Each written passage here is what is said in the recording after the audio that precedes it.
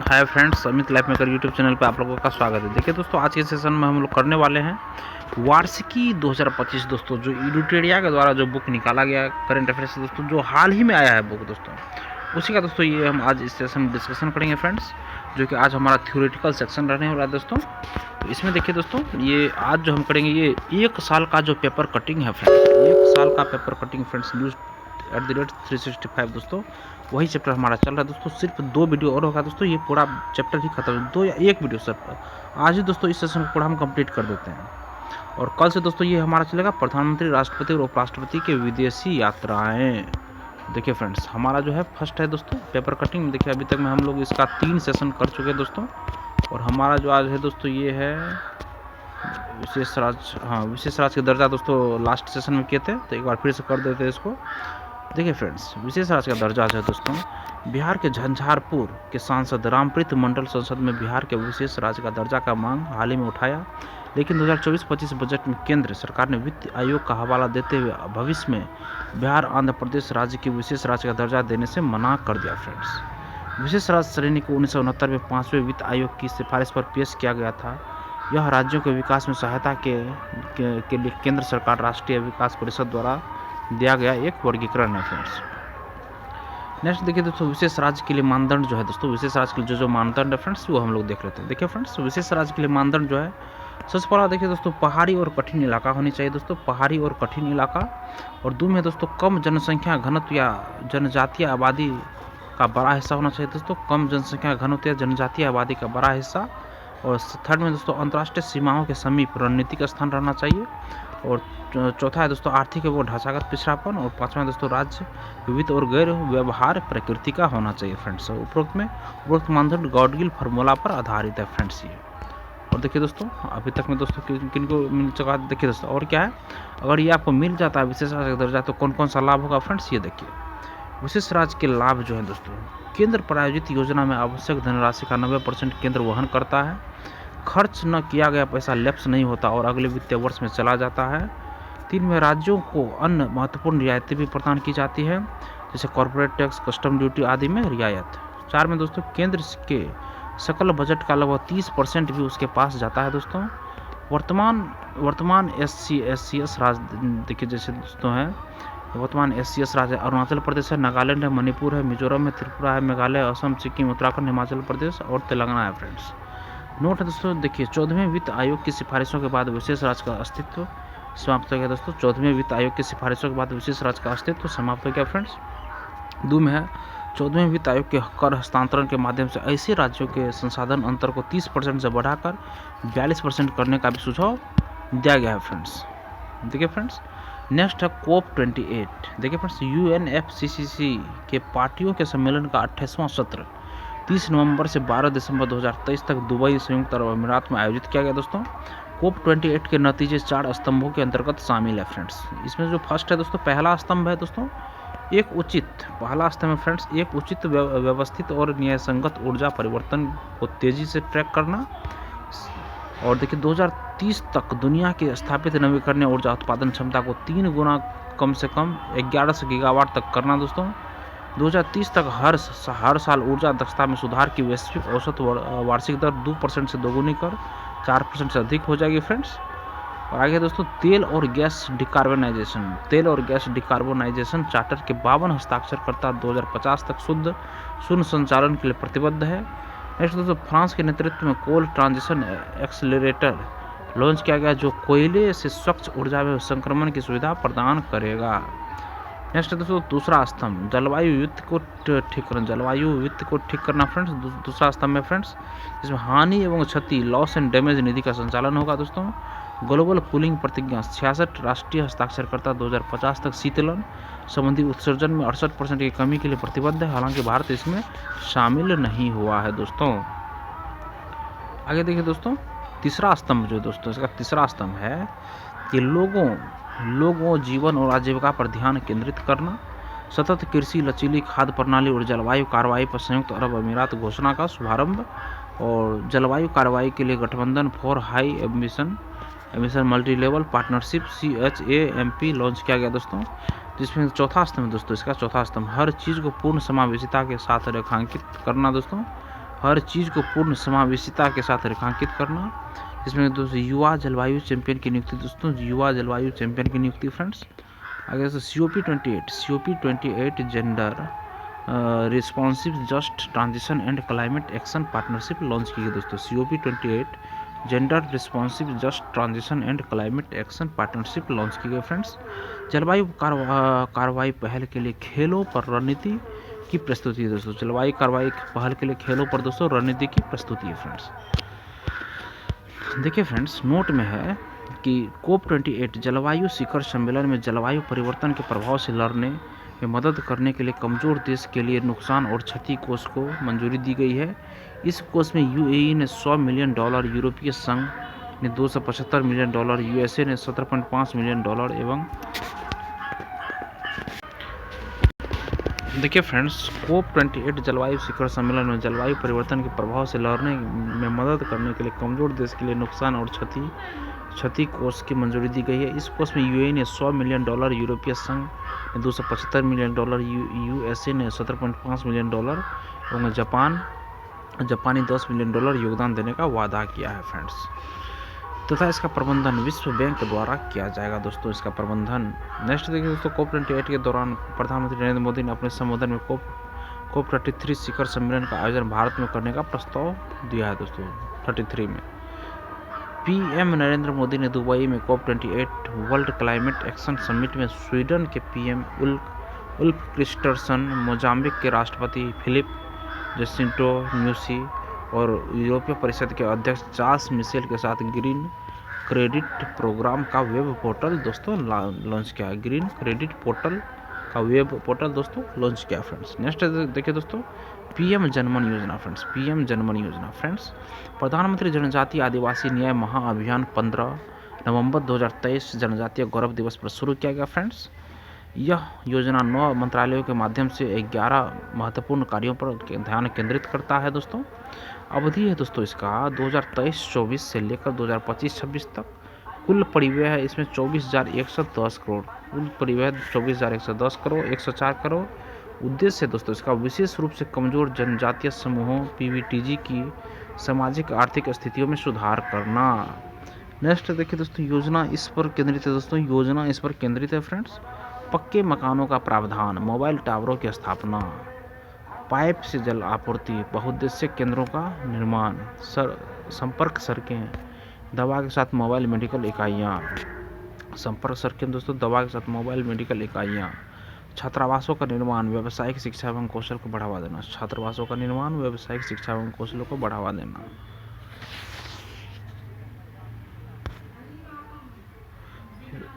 0.3 kilowatt और of grid प्रणाली का प्रावधान।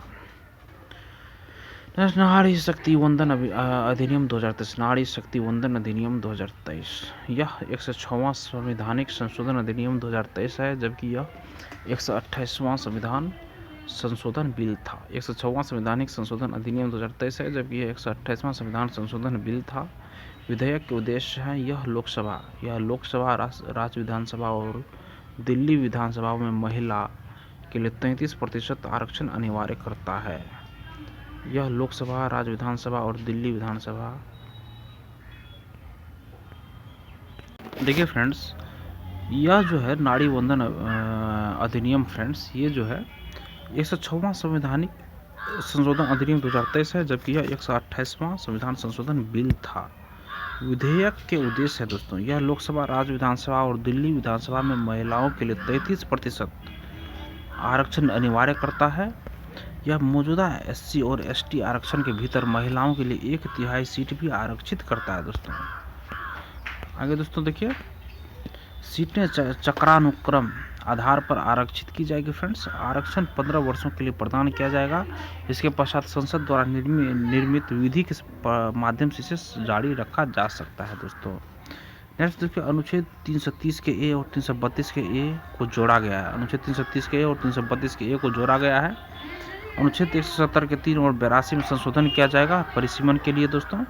और लोकसभा में सिर्फ 2 AIM सांसदों ने इसका विरोध किया, 454 सांसदों ने इसका समर्थन किया और राज्यसभा में सर्वसम्मति से पास किया गया फ्रेंड्स। और नेक्स्ट देखिए दोस्तों, घोषणा पत्र में जो दोस्तों अब नेक्स्ट दोस्तों G20 दिल्ली घोषणा, G20 दोस्तों दिल्ली घोषणा में देखिए क्या क्या है दोस्तों। घोषणा पत्र में प्रावधान है दोस्तों, रूस यूक्रेन युद्ध पर कहा गया कि सभी राज्यों को संयुक्त राष्ट्र चार्टर के अनुरूप कार्य करना चाहिए। तो में क्रिप्टो एसेट्स नियामक ढांचे के लिए संयुक्त रोडमैप होगा। महिला सशक्तिकरण पर कार्य समूह का निर्माण होगा। ग्लोबल डिजिटल पब्लिक इंफ्रास्ट्रक्चर की स्थापना होगी। 2030 तक 2030 तक 3 गुना नवीकरणीय ऊर्जा क्षमता होगा। और उसके बाद है फ्रेंड्स देखिए G20 में पहली बार UNGA 75 एक UNSC सुधार पर समझौता हुआ फ्रेंड्स। अफ्रीकी संघ सम्मिलित हुआ इसमें। वैश्विक जैव ईंधन गठबंधन हुआ। ISA के साथ चीन हाइड्रोजन इनोवेशन सेंटर की स्थापना की जाएगी। G20 की स्थापना 1999 में एशियाई वित्तीय संकट के बाद हुई थी दोस्तों। देखिए फ्रेंड्स नेक्स्ट है कंपनी की श्रेणियाँ। कंपनी की श्रेणियाँ देखिए फ्रेंड्स क्या क्या है कंपनी की श्रेणियाँ में।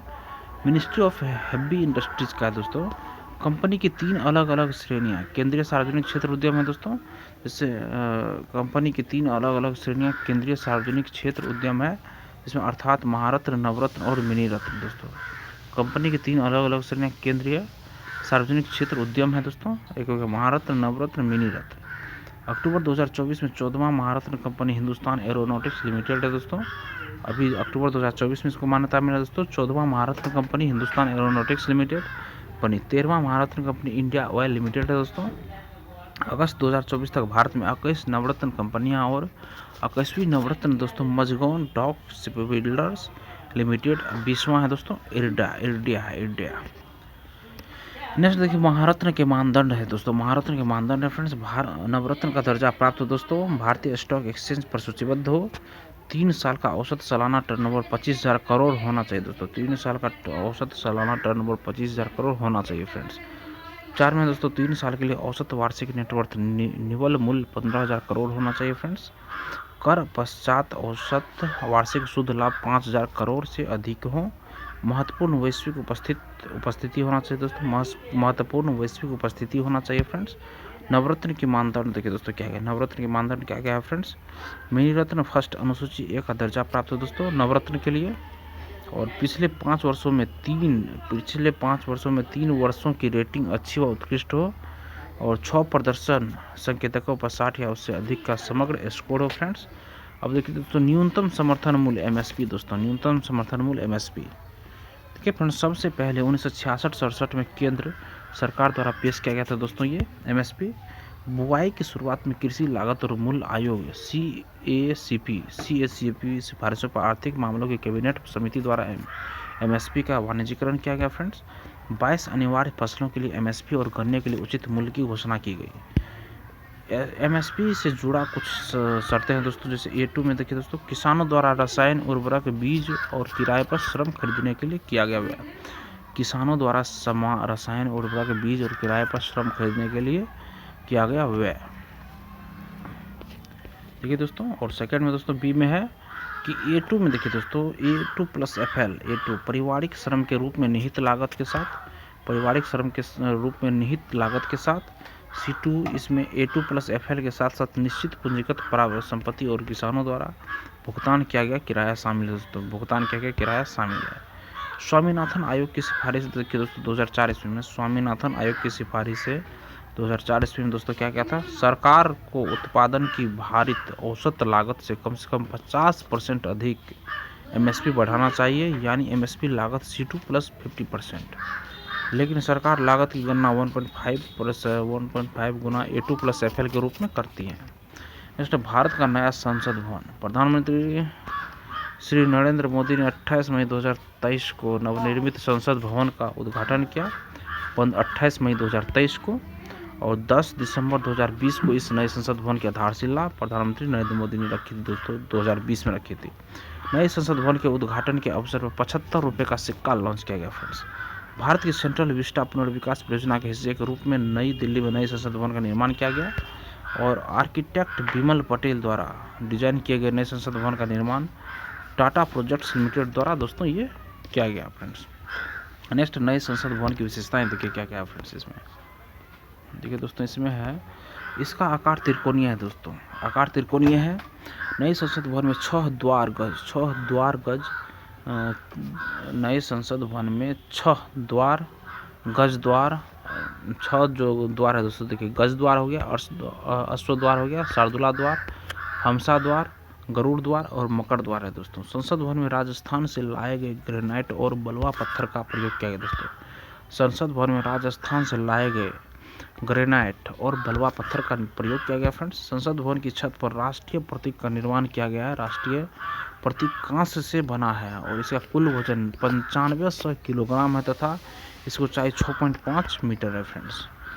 नेक्स्ट देखिए, नए संसद भवन में लोकसभा कक्ष में दोस्तों 888 दोस्तों बैठ सकता है और राज्यसभा कक्ष में दोस्तों 384 बैठ सकता है। प्रतिनिधियों के बैठने की व्यवस्था है दोस्तों। अब कुल मिलाकर 1272 सीट हो गए दोस्तों। अब कुल मिलाकर दोस्तों कितने सीट हो गए दोस्तों, तो 1272 टोटल सीट हो गया दोस्तों। प्रधानमंत्री नरेंद्र मोदी ने संसद में नंदी के साथ पवित्र सेंगोल की स्थापना की। सेंगोल को हिंदी में राजदंड कहा जाता है और इसका इस्तेमाल चोल साम्राज्य से होता आ रहा है। सेंगोल सत्ता हस्तांतरण की पहचान रहा है और तमिल संस्कृति की शान रहा है दोस्तों। आगे देखिए तो यह राजदंड 5 फीट लंबा है और इसके शीर्ष पर नंदी बैल है जो न्याय का प्रतीक है। लोकसभा का आंतरिक हिस्सा राष्ट्रीय पक्षी मोर पर आधारित है। वहीं लोकसभा का आंतरिक हिस्सा राष्ट्रीय पक्षी मोर पर आधारित है। वहीं राज्यसभा का आंतरिक हिस्सा दोस्तों, और राज्यसभा का आंतरिक हिस्सा दोस्तों ये राष्ट्रीय फूल कमल, राज्यसभा का राष्ट्रीय फूल कमल पर आधारित है। संसद परिसर में राष्ट्रीय वृक्ष बरगद है दोस्तों। देखिए फ्रेंड्स, 2023 के लिए भारतीय अंतरिक्ष स्थिति आकलन रिपोर्ट 2023 का दोस्तों 2023 के लिए भारतीय अंतरिक्ष स्थिति आकलन रिपोर्ट ISSAR। ठीक है, ISRO system for safe and sustainable space operation management IS4OM द्वारा संकलित और 2 अप्रैल 2024 को इसरो द्वारा जारी किया गया फ्रेंड्स। भारतीय परिदृश्य में भारतीय अंतरिक्ष युग की शुरुआत से लेकर अब तक 31 दिसंबर 2023 तक कुल 127 भारतीय उपग्रह प्रक्षेपित किए जा चुके हैं, जिनमें से निजी ऑपरेटरों, शैक्षणिक संस्थानों के उपग्रह भी शामिल है। देखिए फ्रेंड्स, भारतीय अंतरिक्ष युग की शुरुआत से लेकर अब तक 31 दिसंबर 2023 तक कुल 127 भारतीय उपग्रह प्रक्षेपित किए जा चुके हैं। 31 दिसंबर 2023 कुल 127 भारतीय उपग्रह, जिनमें से निजी ऑपरेटरों, शैक्षणिक संस्थानों के उपग्रह भी शामिल है फ्रेंड्स।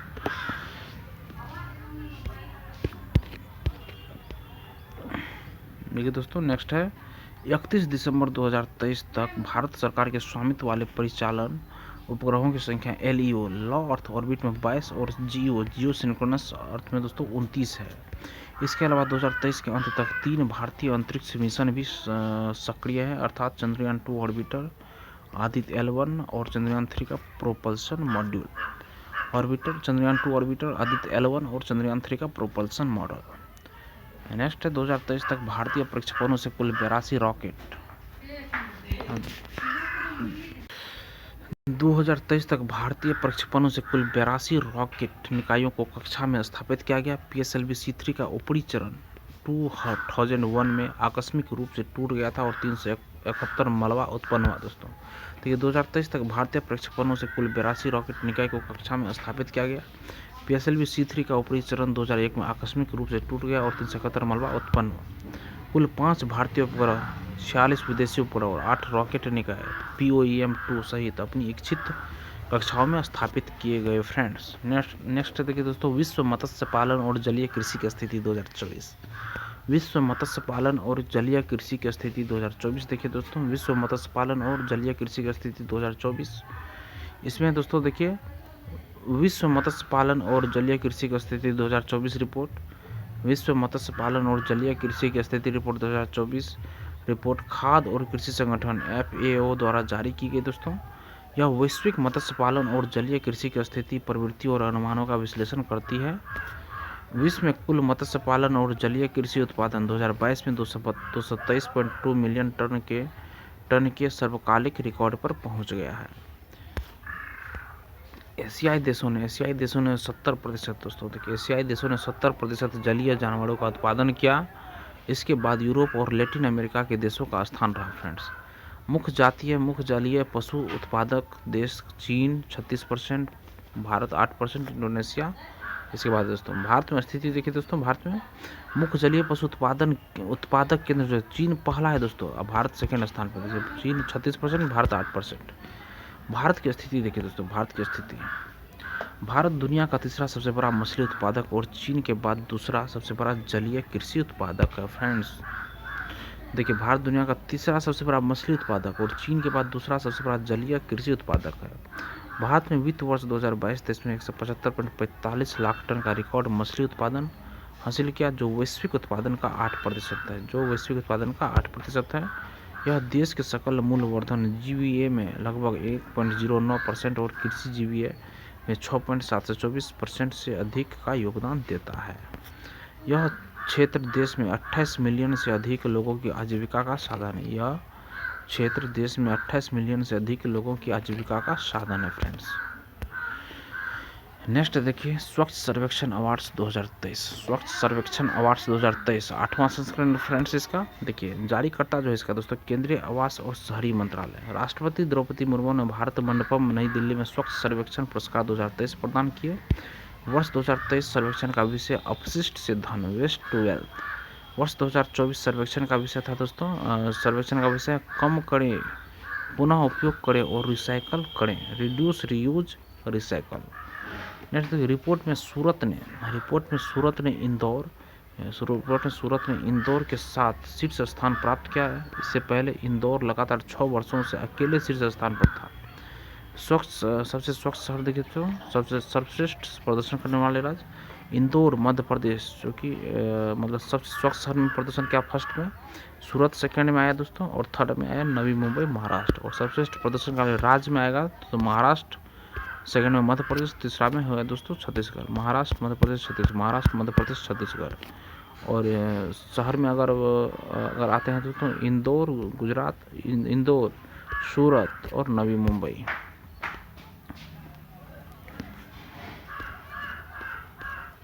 देखिए नेक्स्ट, सबसे कम स्वच्छ शहर देखिए, सबसे कम स्वच्छ शहर और सबसे कम स्वच्छ राज्य। शहर में कोलकाता पश्चिम बंगाल, आसनसोल पश्चिम बंगाल, हावड़ा पश्चिम, मतलब सबसे ज़्यादा दोस्तों सबसे कम स्वच्छ दोस्तों पश्चिम बंगाल राज्य है दोस्तों, जिसमें कि सबसे पहला कोलकाता, आसनसोल, हावड़ा। नेक्स्ट, सबसे कम स्वच्छ राज्य में अगर आएंगे दोस्तों तो सबसे कम स्वच्छ अरुणाचल प्रदेश, मिजोरम, राजस्थान। देखिए फ्रेंड्स, 1 लाख से कम आबादी वाले शहरों में महाराष्ट्र के सासवड सबसे स्वच्छ शहर का पुरस्कार मिला दोस्तों। 1 लाख से कम आबादी वाले शहरों में महाराष्ट्र के सासवड सबसे स्वच्छ शहर का पुरस्कार मिला। पाटन और लोनावाला को क्रम से दूसरा एवं तीसरा स्थान मिला दोस्तों। फ्रेंड्स, और देखिए 1 लाख से कम आबादी वाले शहरों में फास्टेस्ट मूवर सिटी का अवार्ड नौरोजाबाद मध्य प्रदेश को दिया गया। 1 लाख से अधिक आबादी वाले शहरों में फास्टेस्ट मूवर सिटी का अवार्ड दोस्तों पणजी गोवा को दिया गया। वाराणसी को 1 लाख से अधिक आबादी वाले शहरों में सर्वश्रेष्ठ गंगा शहर घोषित किया गया। दूसरा स्थान प्रयागराज का रहा। फ्रेंड्स, मध्य प्रदेश के महू छावनी बोर्ड सबसे स्वच्छ छावनी बोर्ड घोषित दोस्तों। मध्य प्रदेश के महू छावनी बोर्ड सबसे स्वच्छ छावनी बोर्ड घोषित। वर्ष 2023 के सर्वेक्षण में कुल 4,477 शहरी निकाय, 61 छवियां एवं 88 गंगा के किनारे वाले शहर ने भाग लिया।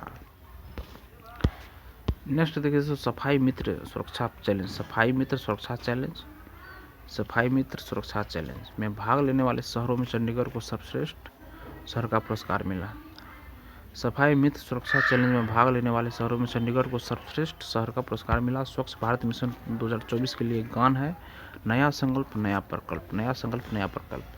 स्वच्छ भारत मिशन 2024 के लिए गान है नया संकल्प नया प्रकल्प है। नेक्स्ट देखिए दोस्तों, ये 2 नंबर का चैप्टर है जो कि दोस्तों कल करवाएंगे, मगर आज थोड़ा सा इसका झलक आप लोग देख लीजिए। फ्रेंड्स देखिए, प्रधानमंत्री, राष्ट्रपति और उपराष्ट्रपति की विदेशी यात्राएं दोस्तों जो हुई हैं। देखिए फ्रेंड्स, प्रधानमंत्री नरेंद्र मोदी की विदेशी यात्राएं तिथि है दोस्तों 16 से 21 नवंबर 2024 में दोस्तों ये विभिन्न देश जैसे ब्राज़ील, नाइजीरिया और गुयाना गए थे दोस्तों। और 22 से 23 अक्टूबर 2024 को रूस गए थे। 10 से 11 अक्टूबर 2024 को लाओस गए थे। और 21 से 24 सितंबर 2024 को अमेरिका गए थे। और 3 से 5 सितंबर 2024 को ब्रुनई और सिंगापुर गए थे। फ्रेंड्स, और देखिए 21 से 23 अगस्त 2024 को पोलैंड, यूक्रेन गए थे। और 8 से 10 जुलाई 2024 को रूस और ऑस्ट्रेलिया गए थे। 13 से 14 जून 2024 को इटली गए थे। 22 से 23 मार्च 2024 को भूटान गए थे। 13 से 15 फरवरी 2024 को संयुक्त अरब अमीरात और कतर गए थे। राष्ट्रपति द्रौपदी मुर्मू की विदेश यात्राएं देखिए दोस्तों 13 से 19 अक्टूबर 2024 को अल्जीरिया, मॉरिटरिया और मलावी गई थी। और 5 से 10 अगस्त 2024 को फिजी, न्यूजीलैंड और तिमोर लेस्टे। और 11 से 13 मार्च 2024 मॉरिशस गणराज्य। नेक्स्ट, उपराष्ट्रपति जगदीप धनखड़ की विदेश यात्राएं 22 मई 2024 को ये ईरान गए थे, ईरान। ये दोस्तों इसी के साथ हमारा ये सेशन यहीं कंप्लीट होता है।